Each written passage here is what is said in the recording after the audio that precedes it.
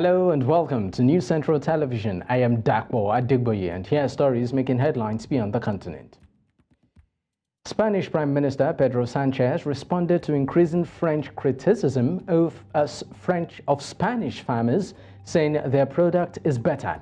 Spanish farmers were accused of flooding the French market with cheap products that use a greater quantity of plant protection products than in France. Now, European Commission Chief Ursula von der Leyen said Thursday that Brussels would put forward plans to ease rules and red tape criticized by farmers protesting across Europe. En respuesta a una crítica, creo que infundada, de la exministra francesa Ségolène Royal, criticando el tomate español, creo que la señora Royal no ha tenido la fortuna de probar el tomate español. Yo le invito a que venga a España, a que pruebe cualquiera de las variedades de tomate español y verá que el tomate español es imbatible. European leaders gather for a discussion at an extraordinary summit on Ukraine aid, which saw them strike a deal with Viktor Orban to get 50 billion euros in financial aid to Ukraine, overcoming the Hungarian Prime Minister's veto. As doubts swirl over future support from Ukraine's other major ally, the United States, the European Union deal is a huge boost for Kyiv as Russia's war nears the start of its third year. Orban is said to have changed his position on the crucial four-year financial deal for Kyiv, when EU leaders suggested that the spending might be reviewed in 2 years, provided that member states agreed to do so.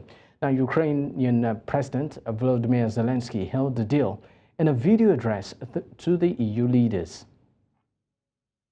Now, joining us on the news to give an insight on this is our international affairs analyst, Nweke. Thank you so much for your time, Collins. Now, let's start off with this. By your assessment, how significant is the 50 billion pound or aid deal between the European Union and Ukraine in the context of the ongoing war with Russia? There are 5 areas to underline in terms of the significance. Let's start with the moral boost. I mean, you recall that you and I had a conversation some time ago about the fact that Europe might actually be dealing with funding fatigue. Now, I was, very clear in my assessment at the time that no, there is no funding fatigue. Rather, what they appeared to be having was political problems that they had to sort out. Now that it has been sorted out, it gives a boost to Ukraine to say, listen, you remain our ally, we'll continue to support you, and here is the support. So that boost is very, very important. But it is also coming, and that is another significant area, at a time when there is renewed Russian assault. Now, Ukraine was already running out of, both manpower and ammunition. It was estimated that they have, stock to last them up until June, and in war, long-term planning is important. So they had nothing to plan for in terms of acquisition of ammunition and then renewal of manpower. Now they can plan. And then also you have to think of the uncertainty that actually comes with the U.S. Fund that is already tied up at this moment. While Congress is debating whether or not it will happen, they have to have something. So these are all the elements that make this decision by the EU, the entire 27, that makes it very, very, significant for Ukraine. All right. Now, the breakthrough in the Ukraine aid deal came after Viktor Orban's change of position. Now, what factors influenced this decision and what are the implications? Well, there are ways to look at, Orban, the leader in Hungary, who actually vetoed the funding from the EU. The official position from Orban himself is the fact that he doesn't want the funds to come out of EU budget. So which means that directly the member states will be funding, the war from air resources. Now, he also talked about the fact that, he would want some sort of annual review of, the state of play, and then, kind of, instead of funding it from 2024 to 2027, he wants an annual kind of thing where they will review it and do all of that. But like I said earlier, long-term planning is very important, and that was not acceptable by the EU. Now, that's the official side. Now, the unofficial side, in terms of what he wasn't saying, is the fact that he's a close ally of Putin. And so he was kind of doing the biddings of Putin, making things difficult for Ukraine. But also, the other aspect of it is the fact that, Hungary under Orban had been found wanting in rule of law issues within the EU, where their country have been seen to have taken some very far-reaching, even racist, decision, anti-gay rights, and so on and so forth. And so they had frozen some of, Hungary's fund within the EU. So he was using some sort of, arm-twisting ways to see if, he could get some concession from the EU to free the fund and as part of the negotiation. But from what we have understood, none of those have happened. All right, now let's talk about, with doubts about the future support, from the U.S., how does this EU aid deal impact Ukraine's geopolitical standing and resilience, particularly against the Russian perceived aggression? Well, like I said earlier, it gives them a moral boost. The extent to which it is going to, reactivate the situation in the United States remains to be seen. As a matter of fact, people are sticking more and more to their guns, but there are signs that a deal might be struck in the U.S. as well, because again, this is purely political. Now, some have actually claimed that Donald Trump, the Republican front runner for the election of November this year, is a friend of Putin. That much is very much known, and that he too is doing this, is doing Putin's bidding.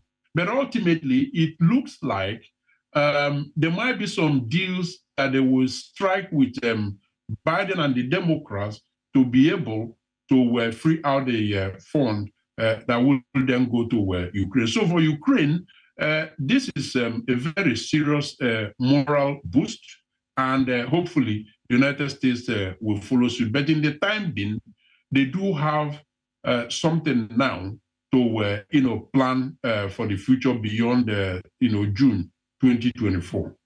I mean, the review clause, for instance, after 2 years seems pretty much pivotal. Now, what considerations led EU leaders to propose this, and how might it shape the long-term impact of financial aid on Ukraine?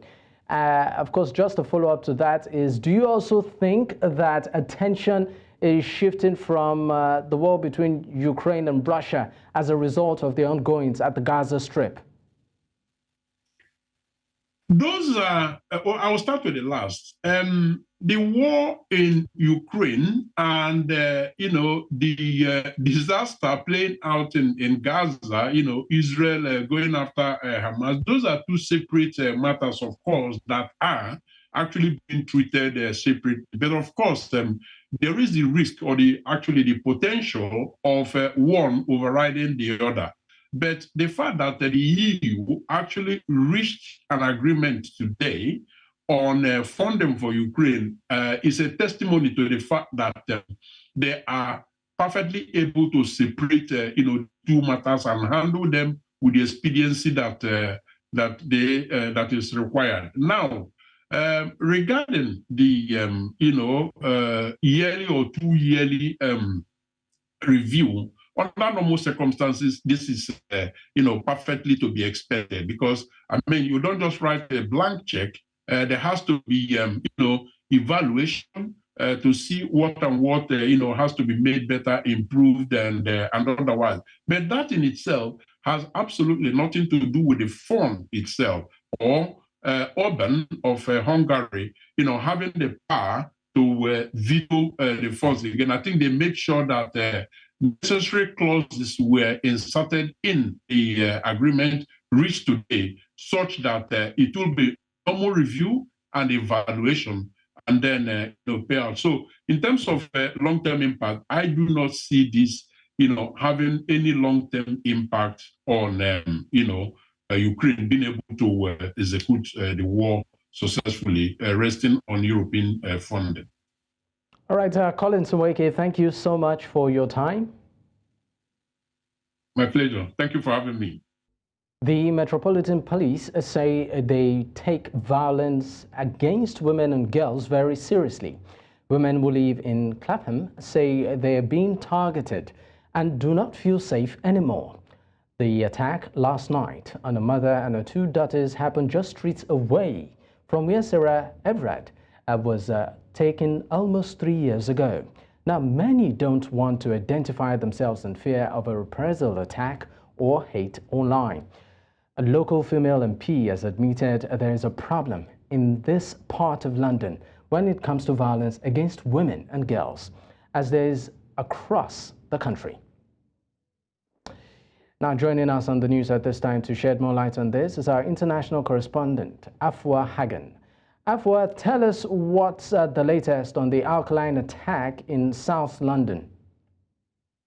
Well, this is the attack that took place yesterday evening. We have a suspect, name of a suspect. His name is Abdul Shakur Zaidi. He's 35 years old. He was last seen in an area of North London, and police have warned people not to approach him. So what happened last night is he attacked a woman and two girls. So you were seen dragging them out of a car, slamming one of the girls onto the ground twice, spraying something in the face of the mother after he tried to run her over, and then he was seen running off down the street. Now, this is in an area of South London, in Clapham, where you had Sarah Everard, who went missing 3 years ago. And the tragic story of Sarah Everard was she was walking alone through Clapham, through South London, and she was actually kidnapped off the street and murdered by a serving police officer by the name of Wayne Cousins. So this particular area of London, in fact, all around London, there's particular concerns about violence against women and girls. But in this community, which has seen such a tragic incident before, one that was well publicized, there's a real feeling of fear. All right, now, there's been many detailed eyewitness reports. What can you tell us? Yes, that's right. We've had lots of videos on social media from Ring doorbells, things like that. And what we are hearing from eyewitnesses is that the mother was screaming, I can't see, I can't see. She'd had a corrosive substance sprayed into her face. We now know it was some kind of alkaline. The suspect has it on his face as well. And you can see that in the pictures of him that have been released. He has quite a bad injury on the side of his face. People also saying that he ran away down the street. People were trying to chase him. Other people came out of houses to help the woman and the two girls, bringing them water, trying to get whatever the substance was off their faces, which meant actually there was about 12 people who were affected. Some of those were local police officers, some of those were neighbors, people from a hotel, people from nearby houses that tried to step in to help the woman and these two girls who were affected by the alkaline that was sprayed on them. Now, we know that they have severe injuries, thought to be life-changing injuries. Now, this issue of violence against women and girls is once again in the spotlight. What are women saying, and what exactly is the government doing in terms of policy initiative? Well, what women are saying is that, frankly, they don't feel safe on the streets of London. And I think especially with Sarah Everard, the fact that you had a starving police officer who was the perpetrator of such an awful crime meant that women didn't even feel safe from the Metropolitan Police. But women are saying that on the streets of London, they aren't protected, they don't feel safe. You know, we talk about knife crime, but we're not really talking about the knife crime that affects women and girls. How many women and girls are killed by intimate partners? And that is something that women are very, very worried about in London, but also I would say up and down the country.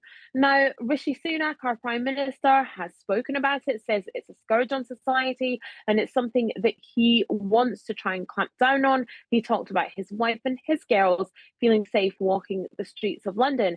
We've had the Mayor Sadiq Khan talking about it today as well. But what we really, really need is some concrete action, a concrete plan of what the government and other agencies are going to do or want to do to make the streets of London safer for women and girls to walk around during the day and at night without a sense of fear.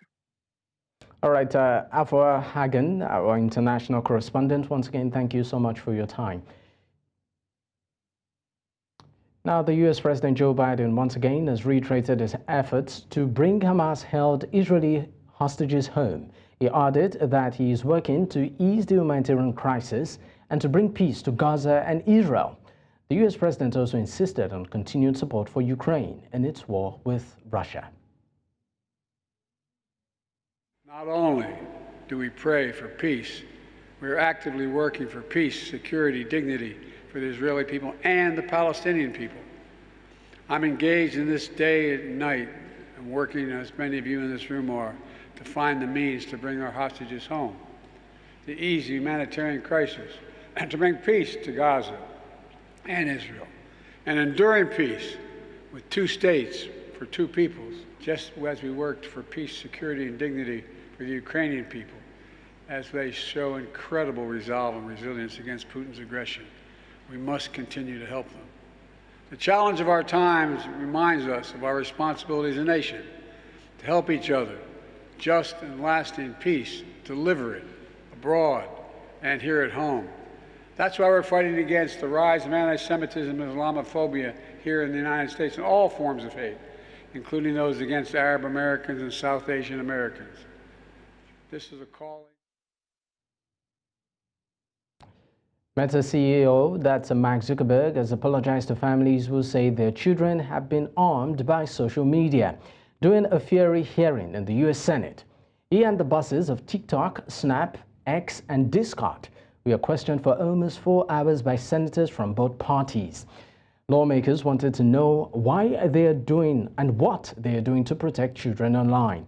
Now, legislation is currently going through Congress, which aims to hold social media companies to account for materials posted on their platforms. Mr. Zuckerberg and TikTok CEO voluntarily agreed to testify, but the heads of Snap, X, formerly known as Twitter, and messaging platform Discord initially refused and were sent government-issued subpoenas. Guyana's Minister of Foreign Affairs, Hao Todd, says Guyana remains committed to resolving the controversy with Venezuela as top diplomats from the two countries met in Brasilia to discuss the ongoing border crisis over a disputed oil-rich region. Venezuela urged Guyana this Thursday to reject third-party interferences in the dispute over Essequibo. Now, tensions between both countries, which raised fears of an armed conflict in the region, intensified at the end of 2023 with the arrival of a British warship in Guyanese waterways. Now, Venezuela saw this maneuver as a proactive and mobilized more than 5,600 men in military exercises near the disputed border.